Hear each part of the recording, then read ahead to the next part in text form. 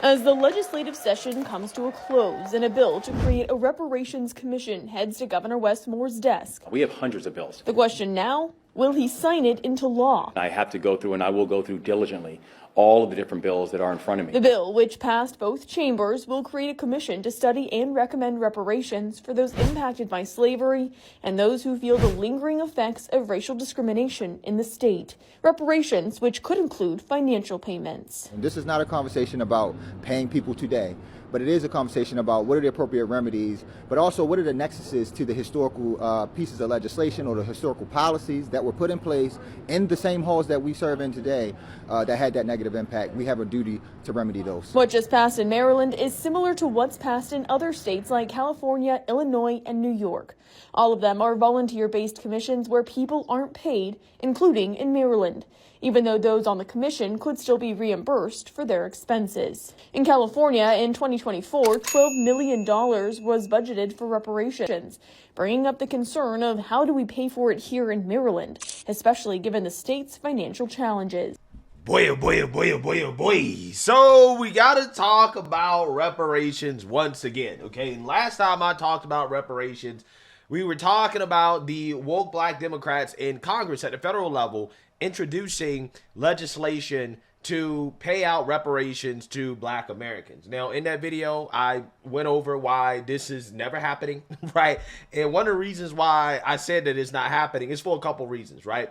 First, there are legal issues, okay, in regards to why it's not going to happen, okay? It's not going to overcome the Equal Protection Clause. None of these people have real arguments in regards to how they're going to do it.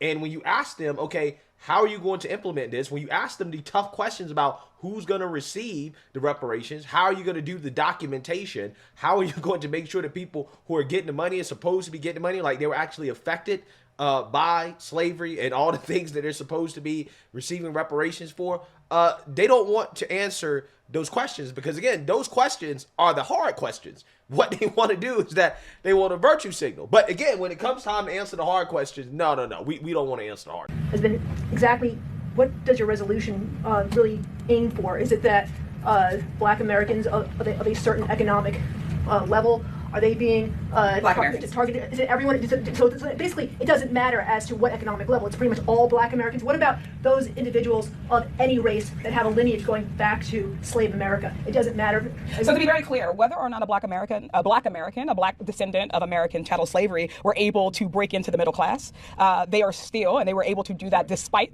the harms, despite the past injustices done to them. So they are not excluded from the reparation and the remedies therein. When we think about who traces their lineage back, that is again a debate that is used to try to silence the rest of this movement. It's a distraction tactic because what we want to do is instead of focusing on again what the system did, who did it, and what the impact of it was, we'd rather get bogged down in, well, should they make $25 an hour or should they be paid below a living wage, right? Should they have been educated, or if they're educated, does that disqualify? No, they're black. If they are black and they're descendants of slaves, then they were directly in the lineage of harm. If they are descendant of Jim Crow policies in this country, they are the direct descendants and current living recipients of that harm. If they are living today, then we are still harmed by inequitable funding schemes of public schools. We're still harmed by being black or brown or poor and living nearer to environmental hazards all over this country. If you are black in this country right now, you are still less likely to be able to acquire a loan. The interest rates are still higher for black folks who are attempting to buy homes or go to school. We are still discriminated because of our hair, because of our names, when we go to get jobs. Yeah, so you see now, you heard that. Okay, a great question. Who's going to receive the reparations? How are people going to trace their lineage back? That is a great question to ask, and you need an answer to it because, again, that's going to be a part of overcoming the obvious legal challenge that's going to happen if reparations actually pass, which it never will, right? But if it did, then you got to answer the question of who's going to receive it, right? How are you going to trace the lineage back? Is it lineage-based or is it race-based? Okay, these things matter. Either one is damned if you do, damned if you don't. If it's lineage-based or race-based, I mean, both are going to get rejected. But my whole point is that the key questions, right, the key legal questions, okay, that need to be answered, these people don't answer those questions, right? They don't want to address that, okay? And the reason why is because, again, it's just not legally feasible, right? That's just what it is. And there are people who know this, and then there are people who are naive and you know, they believe that this is going to happen, and they're continuing to waste time and resources on something that these people, Democrats, are not willing to actually go through with, okay? And this story right here is exactly what I'm talking about. Wes Moore, the lone black governor, vetoes bill to study reparations, okay? This is what we got to talk about here today, because, again, the other side of that coin, where we talked about the legal issues, and, again, why this is not going to be able to stand up in court. Also, the political viability is what we have to talk about, okay? There's a reason why these Democrats aren't really putting their money where their mouth is when it comes to reparations, right? They'll give lip service to it, but every single time it is time to do something tangible, right? To move in that direction of actually giving out cash payments, and Democrats, they pull up that carrot, right? They put that carrot over the black people. They say, jump, and then they pull it up, right? As soon as black folks jump, and we have another story of this exact same thing happening, okay? Again, Wes Moore, the governor of Maryland, the Black Caucus, okay, the legislator in Maryland had passed a reparations committee bill, right? A bill to study reparations, okay? So, again, this is what they do. They start with a study, right, where they waste time and resources telling black people how much money the white man, the evil white government, owes them, okay, for slavery and a bunch of stuff that, you know, a vast majority of black people alive today have not been through at all, okay? And then, you know, they eventually, again, pull up that carrot and say, oh, well, we can't give you the money that you're, quote unquote, owed, right? This is what they do every single time. It's the same old trick. But the reason why they do this is because, like I told you guys, it's not politically viable, right? Every Democrat knows that if they actually make some real progress on this issue, right? They actually do anything tangible on this issue, okay? It's the end of their career, right? This is a career killer. And again, we can see this with the way that Wes Moore routinely dodged questions about reparations leading up to his decision to veto the bill. So without further ado, let's go ahead and get into this. Well, a bill to establish a reparations commission is gaining momentum as session 2025 winds down. Gary Collins with our Spotlight on Maryland team has an update. Announced as a priority of the Legislative Black Caucus of Maryland this session, a bill to study the feasibility of state reparations has successfully passed the Maryland Senate. We asked lawmakers and we tried to ask the governor about what they thought about this new commission. Without much debate or conversation, Senator Muse, State Government Maryland Reparations Commission. A bill for the state to study giving reparations, including financial payments to balance past racial injustices, passed the state Senate 2 weeks ago. Any discussion? If not, clerk will call the roll. A bill that's been part of a larger national conversation in several states after the 2020 death of George Floyd in Minneapolis. Senate Bill 587, having received a constitutional majority, is declared passed. We don't have the money to be exploring these options right now, period. State Minority Whip Justin Reedy told Spotlight on Maryland that amid a $3.3 billion historic deficit, with future years in the state budget looking equally tough. And I question whether using taxpayer money would ever be appropriate in this context. Even going back to when reparations were paid to survivors of the Holocaust, they went after companies, you know, that were involved, not after taxpayers. State assemblies in New York and Illinois have recently adopted similar bills to study the feasibility of financial restitution for racial injustices. California was the first state to finish this study, issuing an 11,000-page report that recommended down payments amounting to $1.2 million of restitution per eligible person. Yeah, just for Gavin Newsom to end up folding on that, okay? And this is what I'm trying to tell you guys. This is the game. This is the trick, right? They do these studies. They want to get people's hopes up. Oh, we're going to do all of this, okay? And we're going to give you all this money. We're going to do this. We're going to do that. They never do it, right? They never do it, okay? And they're not going to do it. Not at the state level and definitely not at the federal level. The best hope that a lot of these activists have is that some woke town, okay, full of progressives, decide to do something, right? That's the best hope that they have. But it's not happening at the state level, and it's definitely not happening at the federal level. General Assembly. We previously asked Governor Wes Moore in mid-January if he would support state lawmakers' push for reparations. Reparations, is that something that your administration would support? No, I mean, we're going to work with the General Assembly on a whole collection of different issues, and our focus is economic advancement. Without receiving a direct answer,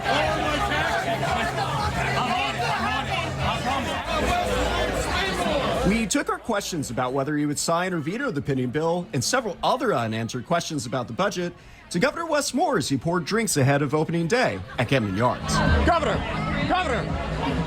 We tried to speak to him once as he passed by. Governor! We tried again, and despite the governor stopping to speak with others, he refused to answer our questions. So we decided to ask others in the bar what they think about the reparations bill and if the governor should sign it. I think the governor, though, is more worried about being popular in a popular contest with other people in the country and maybe trying to do something with the White House than he is worried about the people in the state of Maryland.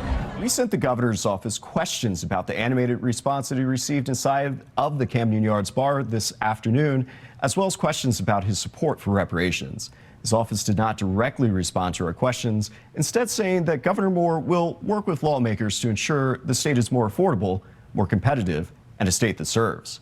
The Reparations Commission bill is likely to be heard on the House floor this week. Sources say they expect it to pass.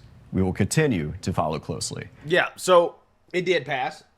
As you guys saw there, Wes Moore is dodging hard, right? He was dodging hard when asked questions about reparations, okay? So again, no surprise when the bill actually got to his desk, he decided to veto it. That's right. And that veto was one of 23 the governor announced late this afternoon. In a letter to the Senate president about his decision, Governor Moore said instead of a study, he wants to see immediate action to address racial disparities. He said given the extensive research already conducted over the past 25 years, Governor Moore believes another study is unnecessary. Instead, he emphasized the need to narrow the racial wealth gap, expand home ownership, and uplift entrepreneurs of color. Moore said he plans to introduce a package of policies in the next legislative session to further those goals. The bill, which proposed creating the Maryland Reparations Commission, proposed various forms of reparations, including financial compensation and tuition waivers. It was supported by the Maryland Black Caucus. In his letter about the veto, Governor Moore said, quote, "While I appreciate the work that went into this legislation, I strongly believe now is not the time for another study. Now is the time for continued action that delivers results for the people we serve."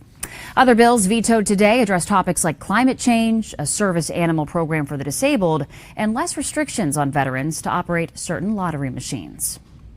Yeah, so you see that, you heard that, okay? I'm personally not surprised by this. I'm going to tell you guys why I am not surprised by this in a few minutes. But you have some woke black activists, like, for example, the Tariq Nasheeds of the world, right? He is disappointed, right? He is not happy about this. His followers are not happy about this. So let's read here. Tariq Nasheed says, Jamaican tether. Governor Wes Moore pulled the plug on reparations for the state of Maryland. This person said, let's call it what it is. They keep pointing to black faces in high places as proof that progress is happening. But those black faces often aren't from the people owed the debt. Oh, man. The African Diaspora News Channel says, I hope he doesn't try to run in 2028. Like Felicia said, I'm going to remember that. The Democrats want to lose again, I see. Still trying to chase the white vote that they will never get. Stats show Democrats can't win elections without FBAs. We're going to talk about that, right? We will address that in a minute. This guy, Alan Holmes, says, interesting. Black American Governor Wes Moore vetoes a reparations bill to study harms done to Black American MD residents and recommend solutions. Even when Black politicians are in positions of great power, this doesn't mean they will do much for Black people directly. Yeah, I mean, well, that is unconstitutional, right? That's part of the reason why. Okay, you can't give out race-based compensation, right? You can't do that. Okay, this is like, you know, basic stuff, but some people just they'll never get it. Anyways, this person says, if Wes Moore doesn't do anything else in regards to getting the Black Marylanders actual tangible reparations, this will be a highly disappointing move on his part, one that makes absolutely no sense. Yeah. So that being said, Wes Moore is claiming that, well, I vetoed the bill because we don't need any more studies, right? We need to actually start doing tangible things. Now, what does that mean in actual, like, non-politician speak? What that means is that he doesn't really support reparations, right? He's not going to actually do what these people are looking for him to do, okay? It's not happening. And the reason why it's not happening is because this dude is up for re-election. He's up for re-election. And there are rumors that he could possibly run for president. You're up for re-election in 2026. Yes. You haven't announced yet, I don't think, that you're running. I can announce now I'm running for re-election. Okay. So you're running for re-election as governor. I think you're likely to win based on everything I know about Maryland politics. But the question you'll be asked is, are you thinking of running as well for President of the United States? And the answer to that question is? No. I've got the best job around. And I love the momentum we're actually seeing in the state of Maryland. You know, I think about when I was first elected, Maryland was ranked 43rd in the country in unemployment. Now Maryland's going on 15 straight months of amongst the lowest unemployment rates in the entire country. That when I was elected governor, Maryland was in the middle of a scourge of violent crime. Over an 8-year period, Maryland saw our homicide rate nearly doubled. Baltimore City had 8 straight years of 300+ homicides. Now, Maryland has amongst the most precipitous drops in violent crime of anywhere in the country right now. Yeah, so what is his re-election and him possibly running for president? And he says he's not going to, but there are a lot of people who want this guy to run, right? But regardless, what does that have to do with him rejecting reparations? Well, it's very simple. The reason why he rejected the reparations study is because he knows how politically toxic this issue is, right? He's a smart enough politician to know that if I sign this bill, then again, that decreases my chances of winning, right? That I'm going to be attached to a radical policy position that is going to be very, very, very hard to defend in a general election, right? Again, we're talking about a general election in which you have to get people who are on both sides to vote for you, right? And he knows that, again, this type of legislation is not a politically savvy thing to get on board with, right? Nobody is ever going to win running off of this idea that people should be paid handouts from the government, taxpayer dollars, based off their race, right? For things that they didn't go through. It is the most politically divisive policy proposal that you could possibly support, right? And this is why he vetoed it, right? This is why he vetoed it, okay? If it was a politically popular proposal, then he would have signed it. And we're talking about a study. We're not even talking about actually paying out anything. We're talking about a study. This dude's like, nah, I don't want to be associated with this. This is why he kept dodging questions. And that's what's so funny because, I keep hearing these people say, oh, well, if Democrats or Republicans want to win, then they need to be pro reparations for FBAs. And I'm like, no, that's actually how they lose, right? That's how they lose. And you know that's the case because every time Democrats actually get an opportunity to do something tangible, they don't do it because they know if they do anything tangible, then their careers are over, right? They're going to get voted out. If California had passed that reparations legislation that they tried to push on Gavin Newsom, if they had passed that, they would be cooked, right? They might lose the state. That's how politically toxic it is, right? This is why even the most progressive of the Democrats, they don't really want to do it, at least not at the state level. Not at the state level, and it's definitely not happening at the federal level.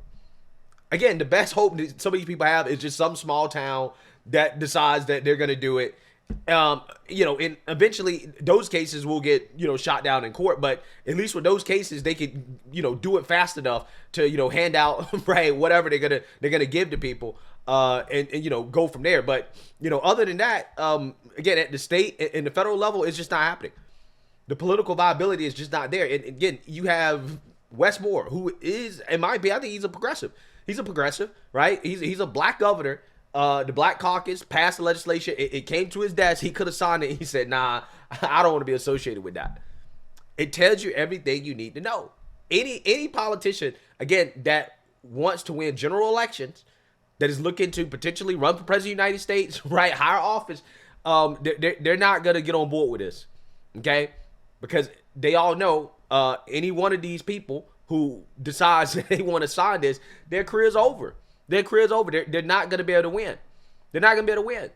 And that's what people don't understand. But hey, let me know what you guys think. Make sure you like, comment, and subscribe. Most importantly, share a Black conservative perspective. Peace.